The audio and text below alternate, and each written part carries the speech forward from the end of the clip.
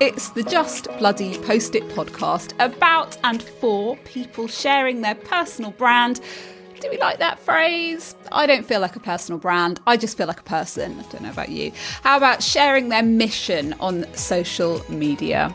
It's all very well for me to say, just bloody post it, without giving a lot of thought to all the people for whom that's not so straightforward, like our guest this time, Dr Amit Patel, Blind Dad UK on Insta, who uses the platform having never seen a scroll or anyone's perfect grid. I've never experienced Instagram as a sighted person. So having someone tell me what Instagram looks like or how the platform works, it's quite weird because I remember Facebook, I remember Twitter. I've never experienced Instagram. And my wife will say, oh, you know, this person's grid is so beautiful, all these colours and it flows so well. And you are, well, can I do that? Can I replicate that? Does mine look anything like that? Amit recovered from the profound shock of sudden blindness at a very young age with the help of his wife Seema, his Instagram assistant and beloved guide dog Kika. He's now a speaker, disability rights activist, and uses his Insta and Twitter to highlight the challenges visually impaired people face, including how to use social media apps effectively. Amit was diagnosed with a rare sight condition while he was at uni, keratoconus, which should have been treatable with cornea transplants until his eyes rejected them. In that time, I carried on working as a trauma doctor. I was working around the world. I fell in love. I got married. And a year or so later, after getting married, came home from work one day, had dinner with my wife, went to bed. And there was a build-up of pressure in the back of my eyes, and they literally just went pop. And that was it. That was the beginning of my sight loss journey. Wow. So did you wake up the next day unable to see? Was it that quick that the sight just went, or was it gradual? No. So I woke up in the morning with a very, very hazy vision. So I couldn't see my hand in front of my face. But I was used to that after having so many corneal transplants. I thought, just splash a bit of water on my face. I had no idea what had happened overnight until my wife saw all the blood on the pillow and over my face. It was very much go to the hospital, have my eyes bandaged up. And that was it. I never saw again after that. What a massive shock, even for somebody who had been through, years of treatment on your eyes. Amit, how did you cope with that as somebody, a young man? I'm guessing from what you've just told me in your early 30s, facing life now being unable to see. I've never had a contingency if I ever lost my sight. It was always, well, if the rejection starts up again, I know where to go, who to talk to. So to actually go through that, it kind of shocked me. I think my body just went numb because I didn't know where to go or who to turn to. And you kind of still hold on to the hope that, it went so quickly, we might be able to find a cure or do something to kind of get the sight back again or get a little bit of sight back again. But then being a doctor, the doctor's hat saying to me, Amit, you're never going to see again. And you've got that internal confliction. You're trying to hold on to something, but really there's actually nothing to hold on to. It was one of those things where, for me, I just didn't know what to say, what to do. So I just went very quiet, tried to absorb, tried to take it all in and think, well, this is what my life is going to be like. How can I move forward?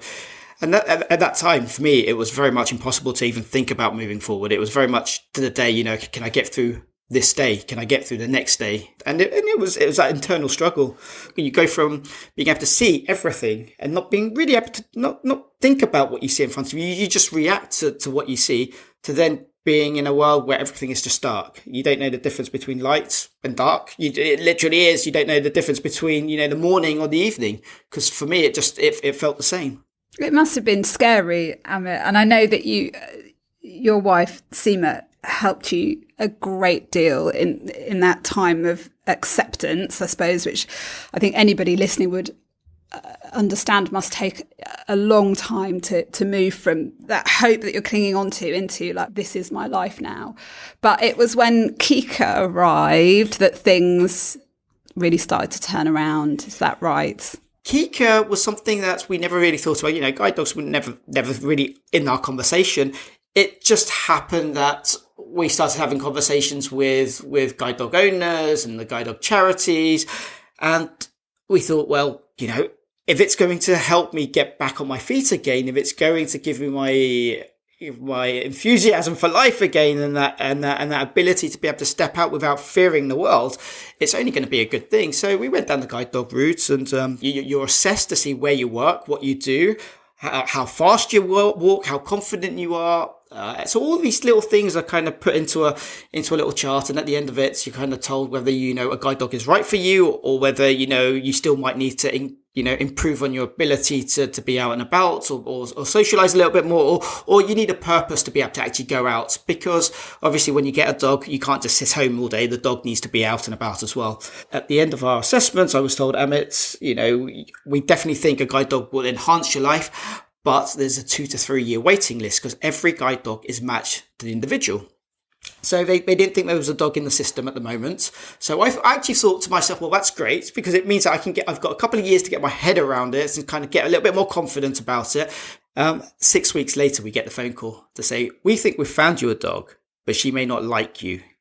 They basically said to me that Kika is an amazing guide dog, but she has issues where she doesn't trust everybody. She either likes you or she doesn't, and she had a lot of trust issues when she was going through the training. Even her trainer was saying that it took her a long time for Kika to settle and actually trust the trainer. So when they brought her around for the first time, she was 18 months old, well, less than 18 months old, so still a little puppy. She came into the flat, she walked around, and she didn't make for the door, which was a great sign. She actually went into the living room, found a sunny spot, and fell asleep. And I was told that's a good sign, that the fact that she's not going for the door. Because she's comfortable, she feels, because she's comfortable, yeah. So, she wouldn't normally relax if she was, she wouldn't fall asleep if she wasn't comfortable. So, we went for a little walk. Basically, at the end of that, they said, look, we think this will work. So we'll put you and Kika in a hotel for 10 days. So that way it's a new environment for Kika, a new environment for me. And we both have to actually trust each other and work together and do our training together. And that was really the start of Kika and me, really. It's amazing just how one guide dog can change your world. So now you and Kika navigate London together, which is just crazy. I mean, I can, barely do that on my own, but it's not always sweetness and light and great stuff. I watched a YouTube video this morning that went a bit viral at the time, I think. Kika had a camera on and she caught a man on the escalator in the tube being rude to you, impatiently asking you to get out of the way so that they could get past, to get on with their very busy, important day. Is that the kind of thing that happens to you often?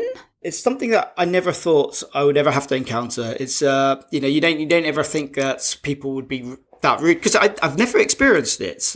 You hear about it and you think, well, it's a rare thing. But when you're on an escalator, obviously I'm completely blind. I've got Kika in my left hand on the harness. So she is, so only 5% of guide dogs are escalator trained. And those 5% of guide dogs are based in London due to our transport system. Because we have so many escalators in London, these dogs are specially trained to use the escalators. And I think people just don't understand just how difficult it is. Just getting around London, and then getting around London as a visually impaired person. It's a whole different thing. I don't think people are rude. I think people just don't understand. And they might say to anybody, can you move out the way so I can get, but they just don't see what's in front of them. And I think that's the problem. That's very understanding, I think. I think people definitely can be rude.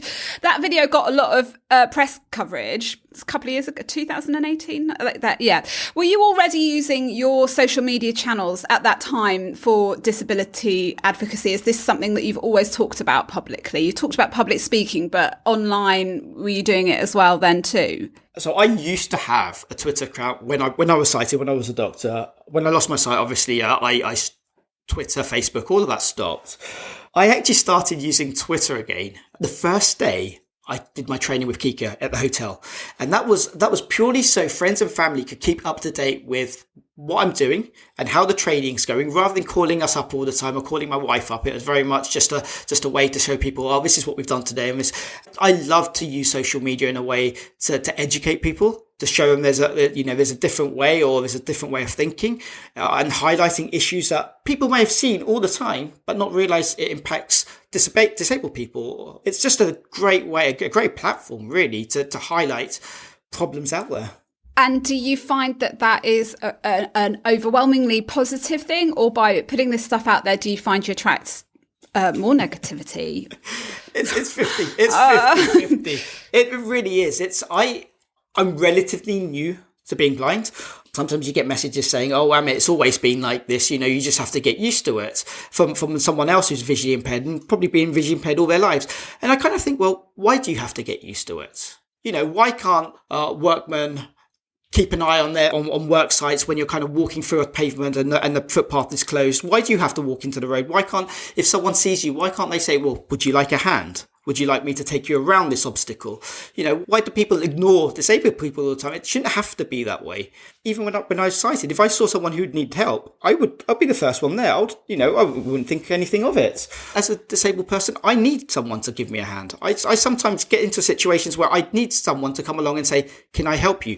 Imagine being at a train station and you're on a busy train station, on a busy platform at peak time. And you get that announcement, you're on that platform, you're ready to jump on your train, you get that announcement to say that your train has now been cancelled, or it's now departing from platform 3, and you're on platform 6. If you've never been to platform 3, how do you get there? Everybody is off that platform, running to platform 3. It's that whole awareness. It's just having that ability for someone to say, are you okay? Can I help you? And I think it's breaking those barriers down. That's what I work towards. I love that message. It's okay to offer me help. I might need it. That's true for all of us as well. Well, we all need help. We do all need help. We do all need a hand sometimes. And we are so, we can be surrounded by a crowd of people and really only thinking about, what we're doing and not noticing what's going on around us. Is Twitter your biggest platform on social media? Twitter is easy. Yeah, I was going to say, so talk us through, how do you use Twitter? How do you upload a photo to Instagram? Literally, how does that work for you? I love tech. As a visually impaired person, a lot of my stuff is all tech-based anyway. When I was a doctor, I had a BlackBerry, and I did not want to let go of my BlackBerry when I lost my sight, because I used to be able to send off emails literally with my thumb, without even looking at the screen. When I lost my sight, I really didn't know anything about accessible technology. I didn't know what was out there. When I got introduced to Apple products, which I wasn't a huge fan of, I loved the quirky keyboard I had on my BlackBerry. I hated the touch screens, but the fact that the technology, the accessibility side of things are built into the phone. It's not an add-on. It's not an afterthought. It's actually part of the device, which means it works seamlessly. So for me, there's nothing on my screen whatsoever. I use the voiceover features on my iPhone to actually read out what's on my screen. I use tapping and touching and scrolling with my fingers to be able to navigate that, and it just reads it out to me. So you get to a point where you kind of learn the shortcuts, or I dictate my tweets to Twitter. Well, I can see why Twitter's easier, because it's just words. So if you're using voice recognition and you want to send a tweet, that seems pretty straightforward.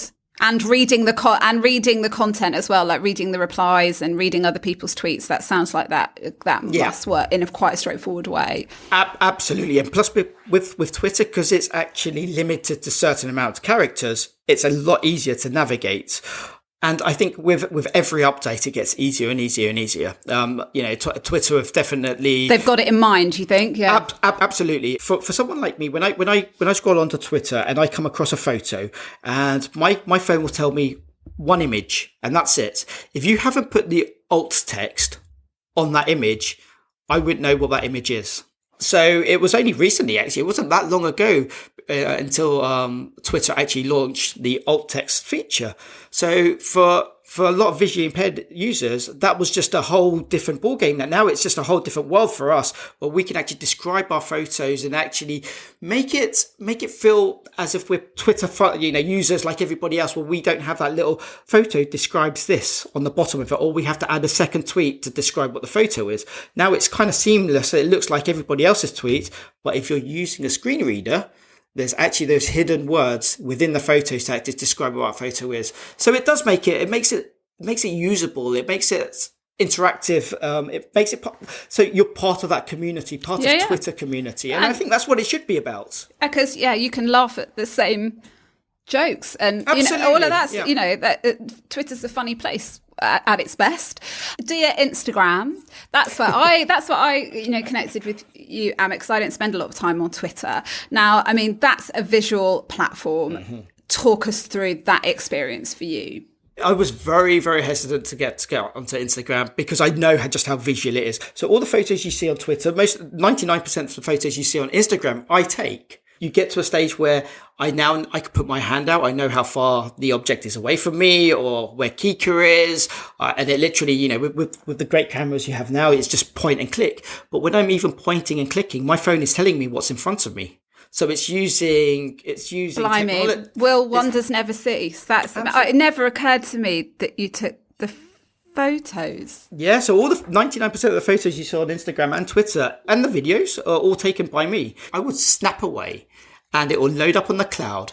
And if my wife isn't around, I'll give her a call and I say, have a look on the cloud. Tell me which photo is either in focus or is relevant to what I'm trying to describe.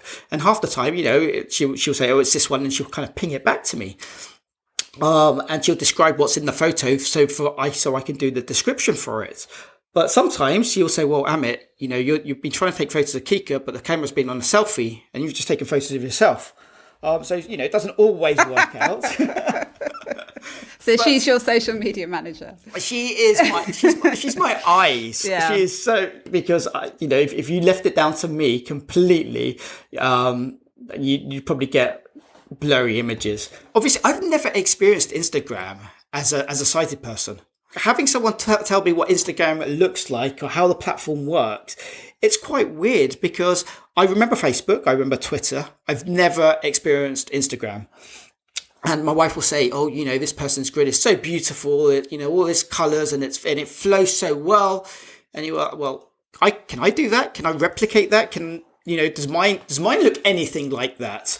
It was a hard decision to go onto Instagram, but Instagram is a great platform because there's so much engagement on Instagram. And I actually love the engagement I get on Instagram. I can spend hours and hours and hours trying to reply back to people on Instagram because people will take the time and the energy and they will write you some beautiful messages, or they will see a tweet and actually relate it to maybe a little part of the book and they'll put things together. And I love that. I love the fact that they will do this. But Twitter is a whole different platform. It's completely the opposite. Instagram is easy to navigate, but finding the alt text feature for the photos, I think I need to get you to explain what alt text even is for us. So alt text is the ability to actually describe what the photo is. So when you take a photo and you upload it to say Twitter, there's a little icon on the bottom that will give you the ability to actually describe what that photo is. So if you're taking a photo of yourself, a selfie, you could actually describe that selfie in as much detail as you want. And imagine describing it to someone who's visually impaired, because this is what that feature is for. I want someone to take that photo and actually paint that picture in my head of what that photo is.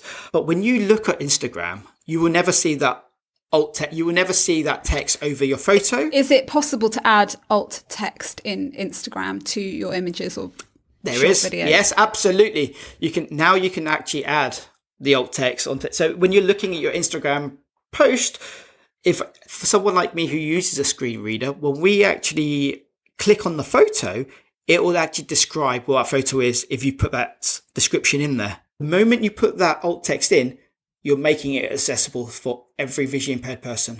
I have also seen people just write a little note at the bottom of their caption as well, which I presume would serve the same purpose. Absolutely. Yeah, you can just add it there, can't you? Absolutely. It's finding that advanced feature and then finding it needs to be a little bit simple. It needs to be you upload a photo and it gives you that option straight away. It prompts you to do it. Yes. That would be the change. If you were to talk to somebody at Facebook or Instagram, that would be the change, that you're actually prompting people to do it. Yes. Yeah. How has losing your sight and becoming visually impaired, I suppose, affected how you present yourself to the world? Does it make you feel self-conscious, Amit, or has it had the opposite effect of making you think, I'm just going to go out there and say and do everything I want to? Why not?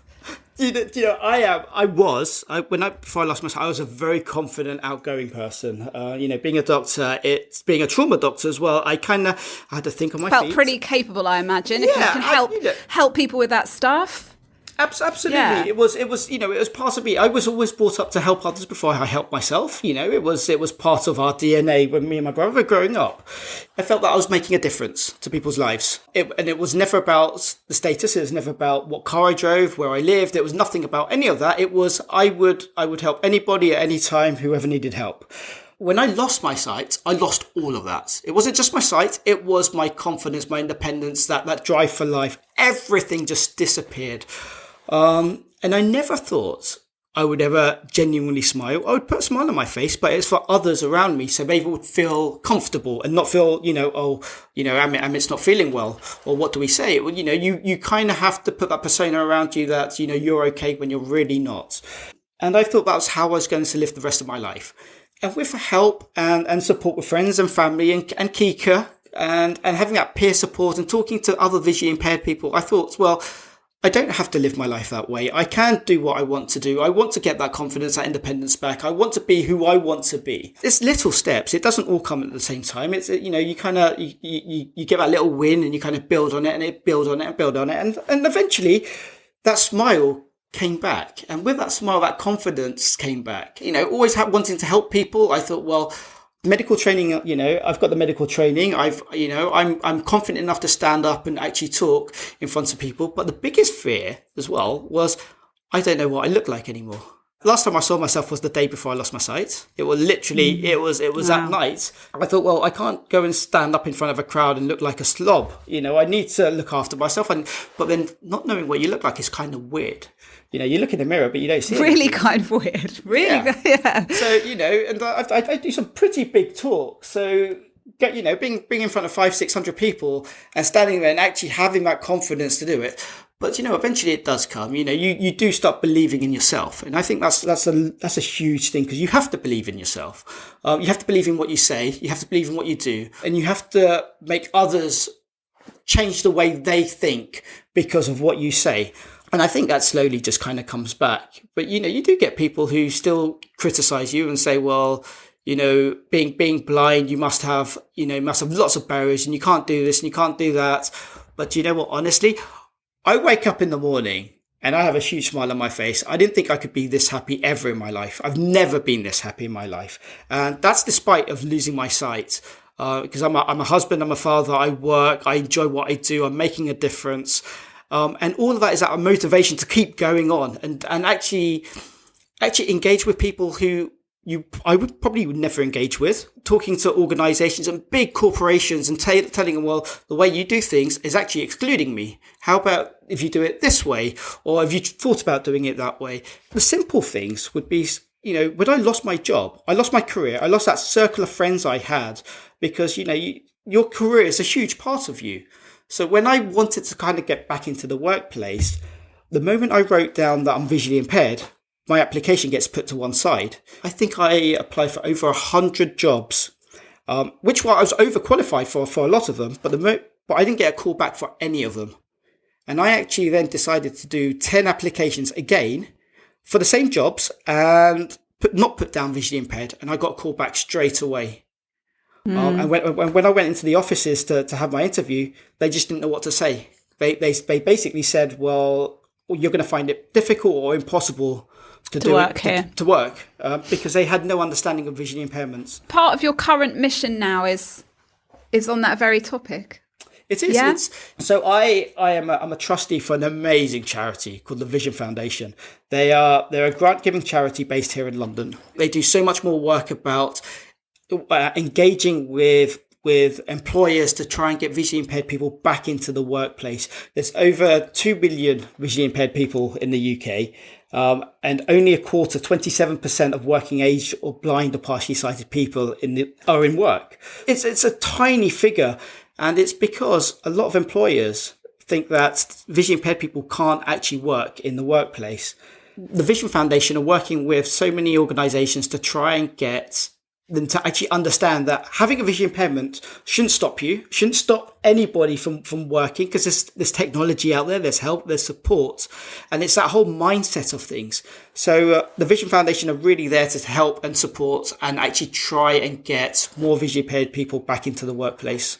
You know, we're changing minds. We're having these conversations. Those conversations people don't want to talk about. People are afraid to talk about. You know, you want to wake up in the morning. You want to actually have a purpose. You know, if you want to work, why shouldn't you be able to work? Absolutely. Brilliant mission, Amit, to educate and include people in every aspect of what brings us a full life, you know, whether that is being able to just read a picture or have the job that you want to have. There's no reason why we can't adapt and include everybody. Thank you so much for your time. This has been inspiring, educational for me, fun and life affirming, I think. Oh, thank you so much for having me. Oh, pleasure. Maybe we won't all be as clearly mission driven as Amit, but knowing why you're doing this and who you can help allows us to focus away from the challenges that we might face, the insecurities that we might have, and just bloody post it, just get on with it. Amit's written a book about his amazing guide dog. It's called Kika and Me, and I'll put the details in the show notes if you'd like to read it. Thank you for listening. Subscribe so you don't miss an episode, and go and check out the Just Bloody Post-it notes I've created for you. They're mini pod episodes, just a few minutes long each, marketing sound bites for own boss business heroes like you. I'll see you next time. Bye.